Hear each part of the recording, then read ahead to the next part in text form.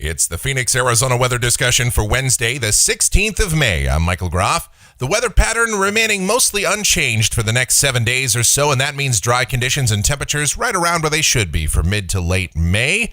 Let's get into it. First, we'll start by looking at the almanac from yesterday. 95 degrees, the high in the valley after a morning low of 69, and that is precisely where we should be for this time of year. Outside right now, here at 6:35 a.m., mostly sunny skies, and we start this day out at 72 degrees at Sky Harbor, dew points at 34, humidity 25%, the winds are light, and the barometer is steady. Temperatures across south central Arizona this morning, 56 degrees at Fort McDowell, that's the cool spot. 61 Buckeye, 63 Maricopa, 62 out toward Litchfield Park. Upper 60s and low 70s for us here in the urban core. The water vapor satellite view, we've got troughing along the west coast and a dry southwest flow here.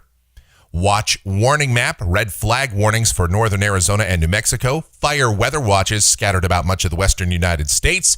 And with low humidities and breezy to locally windy conditions over the next few days, elevated fire danger remains in effect throughout much of the western United States. Elsewhere across the country, things quieting down quite a bit from the wild weather we had the last couple of days from the Midwest to the Northeast.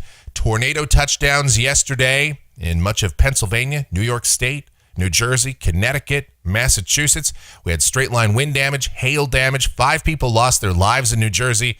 States of emergency declared in New York State. So lots of crazy weather there, and still hundreds of thousands of people are without power even today. On the convective outlook, a marginal risk of severe storms for parts of West Texas around Lubbock, Midland, San Angelo, up toward Amarillo.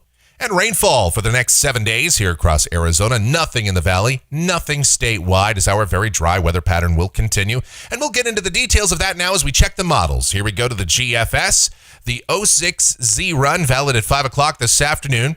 There's our upper trough along the central and northern California coast, a dry southwesterly flow here. And down at the surface, well, you know the deal by now. Mostly sunny skies, high temperatures climbing into the upper 90s to near 100. Tonight, clear skies, lows in the 60s to about 70. Tomorrow, troughing north of the state, few showers and thunderstorms in the Great Basin extending on through the Intermountain West, but we stay dry. High temperatures 93 to 96. Friday, more or less the same thing, sunny, dry, highs low to mid-90s. Upper 80s and low 90s on Saturday with mostly sunny skies, breezy conditions at times for the next several days. And same deal on Sunday. Mostly sunny skies, high temperatures in the mid-90s, with troughing more or less hanging around the western United States for the next several days. The ridge stays pushed off to the east, so temperatures won't get too extreme around here. Same thing on Monday and Tuesday. High temperatures stay right around the 93 to 96 range. Let's go to a week from today. This is Wednesday, the 23rd of May. We've got troughing along the west coast, more or less, and a dry southwesterly flow here. High temperatures would remain in the mid and upper 90s. And here we go to Thursday, the 24th.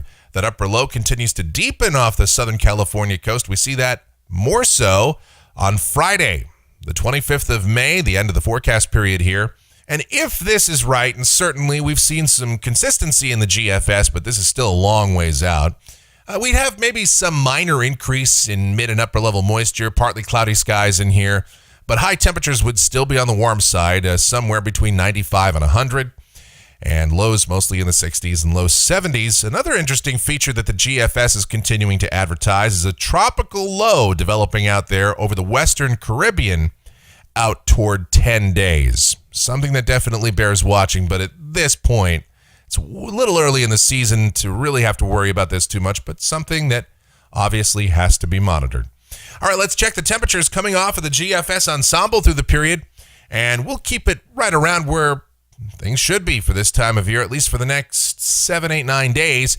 But look what happens as we get out toward the end of May. The ensemble continues to show a big heat wave coming in here. High temperatures getting up toward around 106, 107 or so, not too far from record highs for that time of the year.